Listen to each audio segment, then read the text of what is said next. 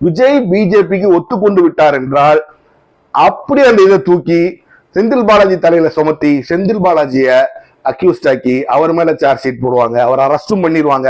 நாளைக்கு ஒரு பெயில் வாங்கிடுவாங்க, வெளில வருவார், எலெக்ஷன் முடிஞ்சிடும்.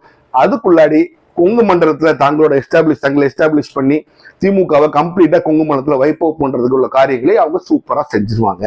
அப்போ இந்த சம்மன்ஸ் எல்லாரும் நினைக்கிற மாதிரி விஜய்க்காக மட்டுமல்ல, பின்னால கொடுத்திருக்க அந்த செந்தில் பாலாஜி சம்மன்ஸ் பாத்தீங்கன்னா என்னோட கணக்குப்படி இதுல மிகப்பெரிய ஆபத்து 50-50 ஆச்சு இருக்கட்டும். 50% ஆபத்து விஜய்க்குன்னா 50% செந்தில் பாலாஜிக்கு.